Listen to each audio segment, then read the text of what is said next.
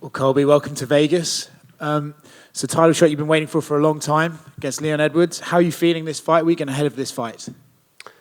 I feel amazing, man. It's great to be back on U.S. soil and get to defend my country and defend the honor of all our, citizens here in America. So, it feels great. It could have been in UK, but he said all-time fuck you to all the UK fans and said, no, I don't want to defend this title in the UK. I'd rather come to U.S. soil. So history repeats itself. It's just going to be another 1776, and that means British don't come to America. You come to America, you're going home empty-handed, Junior. I mean, the fact you said he didn't want to fight in the UK, do you feel like you're not only fighting for the US, but for the UK as well, you're UK fans? Yeah. I feel like I need to go defend this title in the UK because they get robbed of a pay-per-view main event title fight. So I feel bad for the fans of the UK. They deserve better than what Leon's done to them. But that's why they were all screaming for Colby when Leon was fighting over there. They didn't even care about him because he has no redeeming qualities. I mean, the guy's a complete joke. He's low IQ. I'd love for the media to go ask him, what is his level of education? Did he even get through grade school? I haven't asked him that yet. Skill set wise, when you look at your skills against his, do you believe this is the traditional grappler versus striker matchup, or do you think you can match up with him on the feet as well? No, I can beat him everywhere for sure. I love that everybody says that this is a striker versus grappler match. You can watch all the tape you watch on me, but I'm not the same fighter I was last time I stepped in the octagon. So Saturday night, you're going to see a completely different version of myself, and I'm going to outclass Leon. I'm going to bring out the dog in me. I'm going to bring out the quitter in Leon. You've been, through no fault of your own, kept out of the cage, right? They've been trying to match you up with some guys. That hasn't happened, and I know that that's frustrated you. Should you win the title this weekend, do you plan on being a fighting champion, an active champion? Yeah, I plan on being everything Leon isn't. And, I'm going to be someone that's a champion for the fans, that respects the fans, that make this sport go round. So, he doesn't care about the fans. He doesn't care about this company. I care about this company. This company changed my life. I love the UFC. God bless Ari. God bless Dana White, Hunter Campbell. Those guys have completely made a broke blue-collar kid from Oregon, a multi-million-dollar freaking figure. So, I'm so thankful for this company. I want to be an active champion. Leon, he's turned down so many fights people don't even talk about. I'm the one that had to save the day and be the apex predator and beat Woodley because he turned down when he had the sniffles. He had the sniffles and he turned down Woodley. And then he had a title fight with Usman in Abu Dhabi. He said, no, the sniffles again. Oh, no, I want a title fight. They offer him a title fight. Oh, not that title fight. So what does that guy deserve now? He doesn't want to fight. He just wants to sit on that placeholder belt that he has right now. So it's okay. That's why Daddy Covington's here to save the day for the UFC and all the fans out there. Weighing in his backup is Bilal Muhammad. That would seem to suggest the UFC want him to be the number one contender. Is that someone you're interested in fighting? No, who wants to fight a racist? I mean, could you imagine if I said someone earned something off the color of their skin? That's absolutely despicable. It's disgusting. That guy hasn't deserved anything. I mean, it's not my fault that he's not a star. You have to make yourself a star. I'm the one that went out there and did the things that needed to be done to become a superstar like I have. What has he done? He hasn't done anything. He's out there race baiting saying, oh, he only earned this because the color of his skin is white privilege. Are you fucking kidding me? Dude, he's not getting no title shot. There will be no title shot for him. Last one from me. I don't know if I've heard as much anticipation for a press conference as I have this week. You've got names like Ian Gary, Paddy Pimblett, Tony Ferguson up there. Are you going to have lines for all of them, or are you just going to sit there and let them come to you? I'm chaos. I'm unpredictable. No one knows what I'm going to do next, but I can tell you one thing that, you play with the bull, you're going to get the horns. Colby, right here. You've obviously fought some pretty high-level former champions like Tyron, Kamaru, RDA, Robbie Lawler. So I'm curious, where does Leon rank compared to all these former champions that you faced? He's at the bottom of the end of where the guys that I fought. I've fought in first ballot Hall of Famers, and this guy's had a pretty easy path. Everybody likes to talk about my path to get here. Let's talk about his path. Who'd he beat? RDA a couple years after I washed him up. Who'd he beat? 40-year-old Cerrone, 40-year-old Nate Diaz, Ricky Waters. Where does his impressive resume come from? Where's his young contenders on his resume? He doesn't have it. It never happened. So, he's nothing impressive. Saturday night, I'm going to expose him for what he is, and that's nothing more than a coward and a low IQ idiot. So if he wasn't the champion right now, would a fight with Leon even interest you at this point? Like if they offered you like a number one contender fight against Leon? The fights that offer me is the biggest and best fights the UFC come. This is a publicly traded multi-billion-dollar company. Could you imagine if I just fought some prelim fighter? We'd be defrauding investors. The UFC would get sued. I love this company. This company changed my life. I want to do good and the best business for this company, and this is a business. It's about making money. So, I want to do whatever the direction the UFC wants to go. I want the biggest and best fights.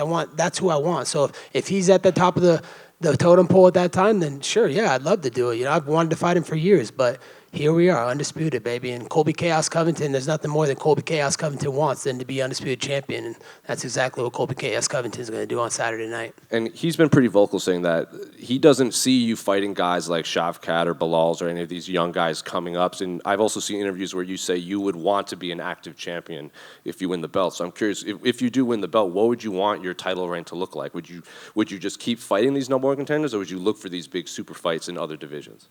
Of course, I'm in my prime physically and mentally. Now I'm in a place where I've never been before, and I feel really secure in myself. I feel like I've really well-rounded out my skills, in this time off and gotten better. Why these guys are turning me down, there's a reason I'm in this position because, I say yes, yes, yes to every single fight. I've never said no. There's no other guy in the history of the sport that said more yeses to a fight than Colby Chaos Covington. So, Colby's a yes man. He loves his company. He'll say yes to any fight. I just want to make the biggest and best fights for the fans and for the company, and that's exactly what I'll do when I'm champion.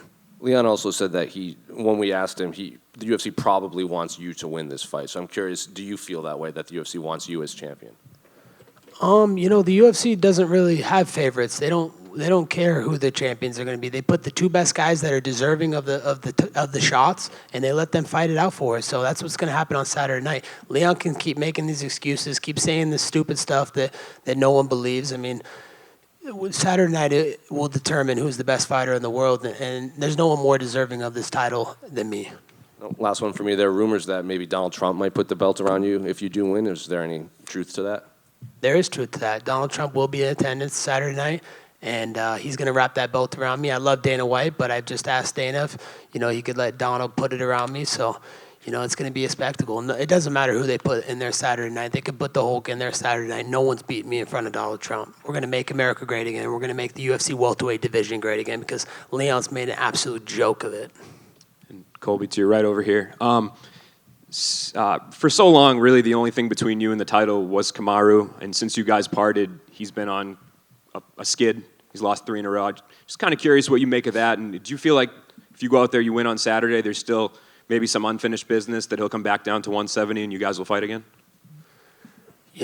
When I fought Usman, he was in his absolute prime, number 1 pound for pound. So you guys want to talk about my resume and who I fought. I fought the number 1 pound for pound fighter multiple times. And in my opinion, I beat him. I beat him 7 out of 10 rounds. You go back to my fight in Madison Square Garden, go rewatch that fight. Every single fan in that arena told me, hey, you won rounds 3, 4, and 5. It was clear as day. He won 1 round, the second round. The first round was a toss-up. So I do feel like I beat him, in that fight, and I feel like I'm a better fighter than him. So, I would love to see that trilogy. That's another fight that plays out. So all these other contenders can wait because that's bigger business, that me and Usman have to settle. It's unfinished business. Thanks. Hey, Colby. With you not willing to give Bilal a title shot, there is some welterweights on the card with you. Would you give a title shot to the winner of Shavkat versus Wonderboy, maybe Ian Gary? Any of those guys interest you? Who said I'm not willing? I'm willing to do whatever the UFC wants to do, and I don't make the calls around here. Last time I checked, Leon tried to call the shots and say, oh, Colby's not fighting for the title. No chance. No way Colby's fighting for the title. Where are we here today? We found out who called the shots. None of us fighters call the shots. It's up to the company. It's up to Hunter Campbell, Dana White, Ari Emanuel. These are the guys that call the shots. So whatever they decide is the biggest and best business for this multi-billion-dollar publicly traded company, then that's what we'll do next. Was there a reason why Dana did not let you walk out with Trump this Saturday? Yeah, there was a reason. He called me about that, and I asked Donald Trump if he could walk me out. I saw him at Mar-a-Lago before I left, and I got this suit signed by him, and he said he would walk me out. And then we called the UFC and Dana, and he said logistically, Colby, it would just be too tough. He has almost 100 Secret Service that come with them, and it would be too much mayhem to get you to the cage and get him there at the same time. So unfortunately, Donald Trump won't be able to walk out with me, but, he'll be cage side, and I'll give him a hug before I enter that octagon, and, I'll see him cage side, and, he'll be putting that belt around my waist Saturday night. Speaking of Kamaru Usman, what do you think of his fight against Khamzat Chimaev? I thought he beat him. I thought he beat Cumshot. He was striking him. I thought he dropped him. Cumshot was scared to strike with him. He didn't even hit him once. Look at the significant strikes that were landed. So, if that was a 5-round fight, Usman would have destroyed him. He would have finished him in those championship rounds. So I thought he looked good. He took it on 4 or 5 days' notice. At 185. So up a weight class. He never fought in that weight class. So, I thought he beat him, and I think a lot of the fans thought that as well. And finally, for me, earlier, the excuse of a human being. What's up with that? Dude, can you not all relate? I mean, the guy said that women only belong in the kitchen. If you told that to my friend Candace Owens, she would literally run circles around him and make him look like the amateur jabroni that he is. I mean, the guy's the easiest fight in the division. I mean, there's a reason that he ran away from my division, because he couldn't cut it. So, I'm just speaking facts and what everybody believes and thinks as well. Colby, down here to your left. You said that Leon is a quitter. Is that just a summation that you've made from what you saw in his fight with Kamaru Usman, or was that something that you saw in him beforehand? Yeah, it was the first fight with Usman where I saw that he has that quitter in him. So, I'm going to bring him to that dark place, and, I'm going to bring out the dog in me and the quitter in him. So I know he has a deep down side. Even in the second fight, he had it too, and his coach had to wake him up. Leon, oh, come on, you're quitting. Don't give up. So, he's a mumbling idiot, and Saturday night I'm going to bring that quitter back out of him. And obviously, this is your third opportunity of getting the undisputed title. Would it be a lot sweeter for you getting it this time around than first time, considering you've picked yourself up the metaphorical canvas twice to do it? Absolutely. It's the same path and journey that Donald Trump's had to go on. We've been cheated out of, titles, out of, his presidency, out of my last undisputed title in Madison Square Garden. But there's one thing about me and Donald Trump, and that's when we face adversity, we can be delayed, but we will not be denied. And final one for me, if there's one thing that impresses you about Leon, what is it?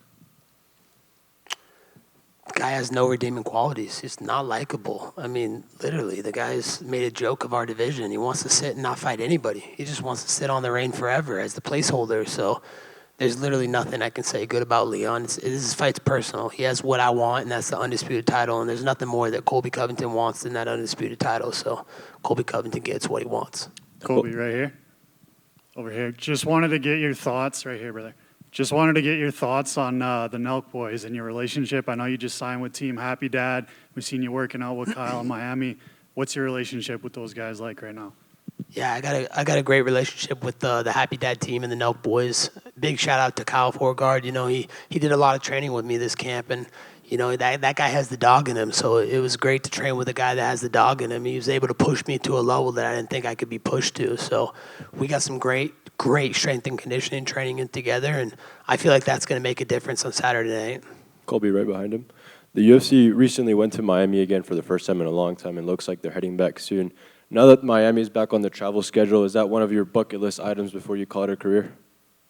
Absolutely. Everybody knows I'm the king of Miami. I run those streets. I train in the heart of Miami, in Hialeah, Miami. So, no one's more Miami than me. I've been there for 15 years now. So, I love representing the 305. I put them on my back every time I go into fight. Everybody knows I love my South Beach Mamacitas. They're the ones that give me the best cardio for my fights, the bedroom cardio. That's why I'm the cardio king. So, yeah, I would love to fight and headline in Miami. I mean, who knows? Maybe I'll come and show up and fight in March. I think that's a good turnaround time. So, hopefully they'll let me headline that March Miami show. Or if not, maybe we can come back in the summer or before year's end. I asked Dana earlier in one of the contender conferences about potentially having UFC 305 out in Miami. Is that something you'd like to do? Oh, man, that would be so incredible. I love the sound of that. I think that's a great storyline, and no better way than Miami's son, Colby Covington. So I'd love to do that. That'd be a dream come true, and it'd bring the best out of me, fighting him in my backyard and getting to sleep in my own bed. It'd be so amazing. I wouldn't turn down a home date like Leon would. And last one for me, obviously, you and Kamaru Usman have had one of the most historic and heated rivalries in the UFC, but he's showing you a lot of respect going into this fight week. I mean, what do you make of all that respect he's been giving you? Yeah, it was definitely surprising. It caught me off guard. I really don't know what to make of it. I haven't really processed it fully, but I can tell you one thing is that he spent 10 rounds in that octagon with me, and he knows what I'm capable of. He knows the dog that's inside of me. So, he's only speaking truth and facts, and shout out to Marty. Thank you. Colby, hey, I'm here.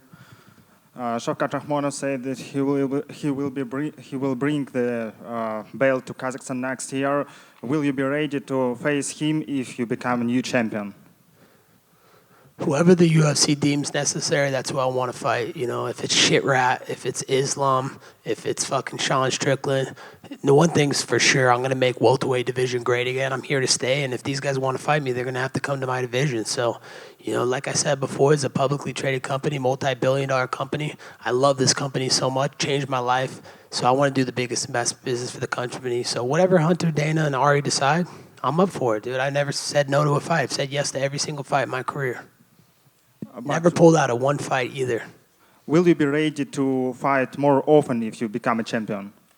Of course. I've wanted to be more often and more active. This is because other people have been turning down fights. Kamshat Chimaev ran away from me. He was scared of my shadow. So, of course, he had to go up to an easy weight division. Everybody knows 170 is the premier division. It's the toughest division in the UFC. So, this is what most people on this earth walk around at, about 170 pounds. So, of course, Kamshat was scared to fight, and then there were some other people that were scared to fight, and, now we're here. All I can do is fight who they put in front of me. I can't go out there and fight some prelim guy because then they defraud the investors and they're going to get sued. So, anytime, anywhere, anyone. That's Colby Chaos Covington's moniker.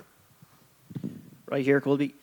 Leon said ahead of this fight that he just doesn't want to fight you or wait, he wants to retire you. What's your response to that?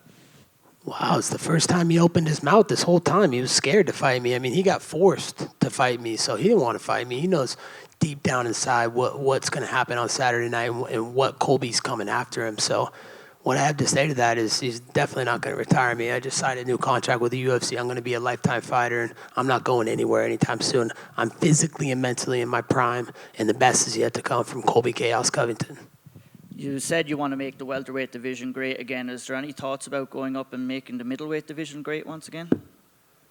How can I make, I could probably make them both great at the same time, but, my focus is on welterweight. I want to make this division great again. I want to solidify myself as an all-time great and the greatest welterweight of all time, so I have a lot of work to do in welterweight, and luckily I'm young and 35 years young and in my prime and mentally and physically, so, I got a lot of work to do, and I want to clear out this division first before I go out to middleweight. So anybody who wants to fight, super fight or not, you're going to have to come to welterweight.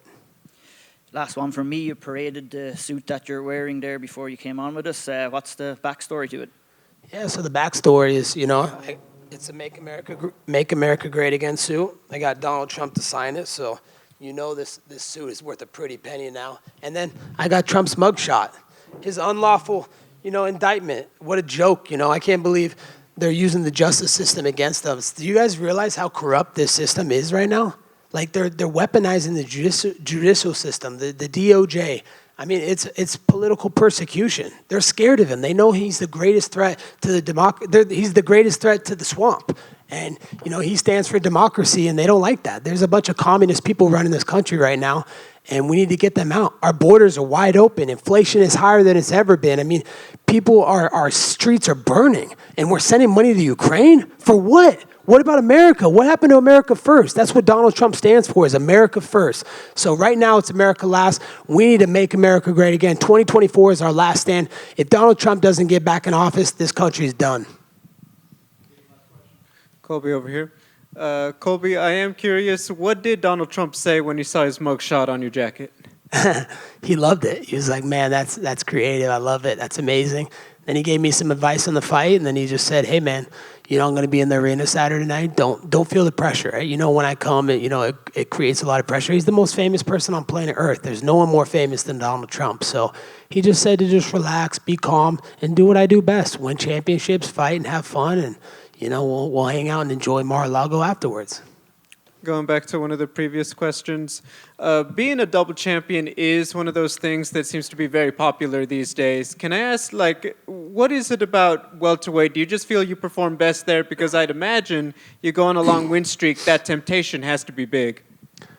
Yeah, it's always, big to try and make more history. I've created some of the best and most iconic moments in the history of the sport. First fighter to ever go to the White House, first fighter to hang out with a sitting president, first fighter to get a first family to a fight, strikes records, all these records, champion after champion beaten, first ballot Hall of Famer after first ballot Hall of Famer. But I want to keep doing things that people haven't done before. So, I want to go for that triple championship. And I think I could do it. I think I can make 55 and I think I can go up to 85. And that's the easiest fight if Sean Strickland's still there. So I may look to go, beat Sean first and then go down to 55 and beat that Mongoloid. But, I have unfinished business at 170. And the only way to make this division great again is to be active and to clear out the division first. So until I do that, I'm not going to entertain anybody else. Thank you.